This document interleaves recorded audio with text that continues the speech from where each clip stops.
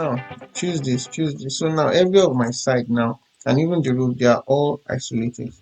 And so I can work independently on any side as I see fit, instead of what I had before, that they were just anybody. So if I look cut and slide is any part of my mesh now, I can just go to a select and do this x 1000 minus f x 1000.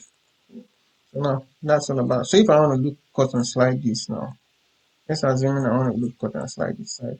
Realize that what I'm loop cutting and sliding will not be affecting whatever is on the other side. Can you see? It's not affecting anyone. It's isolatedly affecting this particular side of the mesh. So Ctrl Z, Ctrl Z. So that's all about that. So now we created a door here.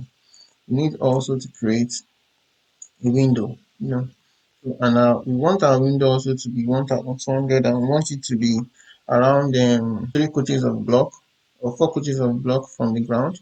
And then you have 5 coaches for the window, so which is about 5 coaches is 5 times that's going to be 1125, right? Then 4 times 25, because what we are chasing is the lintel level has to be 2.1. So let's first get our 2.1 from the ground level, because this is 3000. Can you see our height is 3000? So we need to get our 2.1. So, and to get 2.1 from 3000 will mean that we need this from here to here to be 2.1, then from here to here to be 900. So let's use loop cut and slide to achieve that first. So let's use loop cut and slide. You can only use loop cut and slide in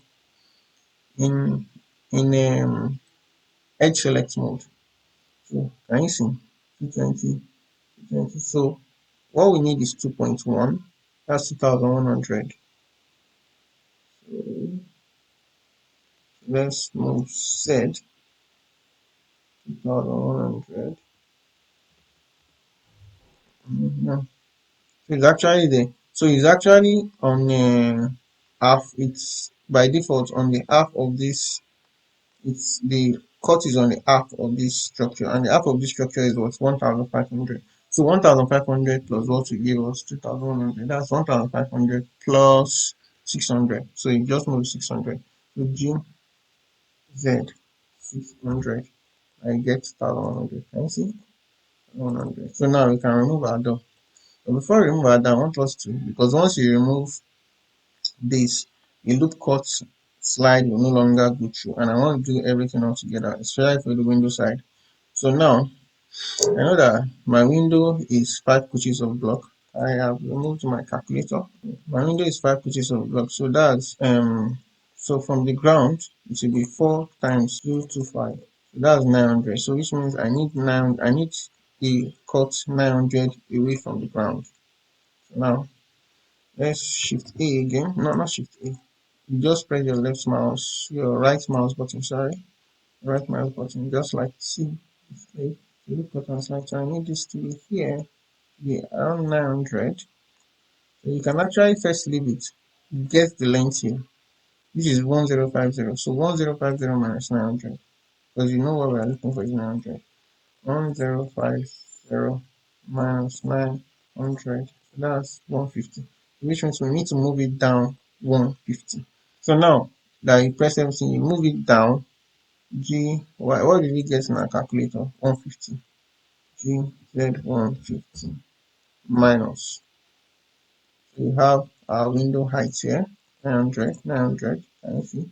900. So now this is where our door is. So you can delete both these spaces now. X spaces. So once you delete it, can you see? So you use your middle mouse button to navigate, the whole window and all that. So you have your window, your door hole there. Then you have this place you want to create, a window. This is 1.2 by 1.1143. And remember the other last time, we want our window to be 1.2 by 1.2. If you have our window as 1.2 by 1.2, you need to subtract 1143 from to get the excess from 1 2. So that's 1 to 100 minus 1143. That's 57. So which means we need to move either of this side 57. So let's move it. Let's move it towards this side 57, and we'll do the same thing for that side.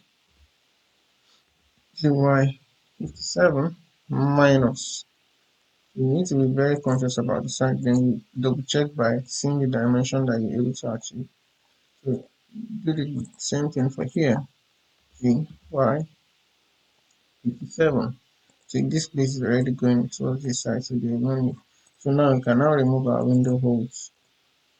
We have the window holes pieces. And you see now we have a miniature house with window. So this is a good step to begin with. You can in your own free time you can actually try to fabricate windows here and here. You can create a back door and all that. So in our next lesson we'll be trying to create inner partition walls in this particular model. So and you should always remember to save your projects when you're working, because unsaved projects will be lost. So lastly, this is the material mode, your shading material.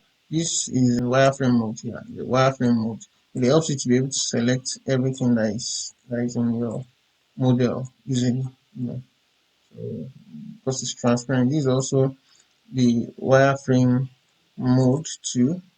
Yeah, but not the full wireframe mode, the partial wireframe mode. Even while it's on solid, you can still view things through your mesh. And this is the render mode. The render mode is the mode whereby you can see exactly how your scene will look like. And this is like this because we have adjusted our watch setting. So once you adjust our watch setting back to default, which is in the middle, somewhere around the middle, yeah. So this is the default, somewhere around the middle, you see. So it's in the render settings. This is the render viewport mode. That's where you can actually see what your model is going to look like when you render your project. I prefer to work in the render viewport mode, especially when I'm drawing the structure. When I start to texture it, you start to have a little bit of problem unless you start, because you'll be running on your graphic processing unit and all that. So when you're doing that, you may need to just be uh, making invisible some of the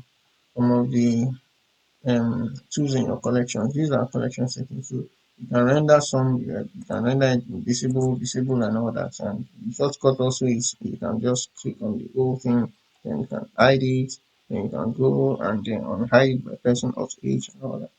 So what that does is that it helps to reduce the workload on your processor, especially when you are texturing a lot of objects in a particular scene, to help you to be able to work seamlessly with the objects that you're working on. So this will be the end of today's lesson. We sincerely hope that you found this content helpful. Please don't forget to subscribe to our channel and like our video.